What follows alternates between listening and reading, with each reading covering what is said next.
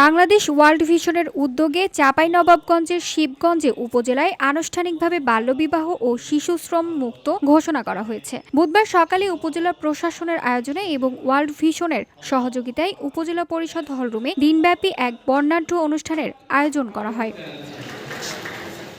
অনুষ্ঠানে বক্তারা উল্লেখ করেন, এই অর্জন শুধুমাত্র ওয়ার্ল্ড ভিশনের নয়, এটি শিবগঞ্জ উপজেলার প্রতিটি শিশু, অভিভাবক, শিক্ষক এবং স্থানীয় প্রশাসনের সম্মিলিত প্রচেষ্টার ফলস্বরূপ।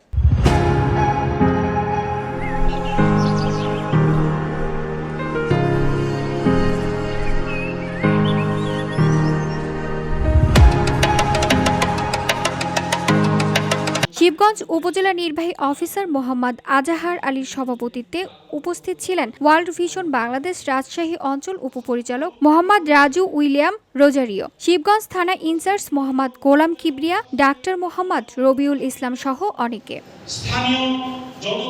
অনুষ্ঠান শেষে উপজেলার উপস্থিত সকল সুধীজন শিবগঞ্জ উপজেলাবাসীকে বাল্যবিবাহ ও শিশুশ্রম প্রতিরোধে তাদের অবদান রাখার প্রতিশ্রুতি প্রদান করেন। তারা সকলে একত্রিত হয়ে এই দুই সমাজের ব্যাধি নির্মূলে ঐক্যবদ্ধভাবে কাজ করার অঙ্গীকার ব্যক্ত করেন।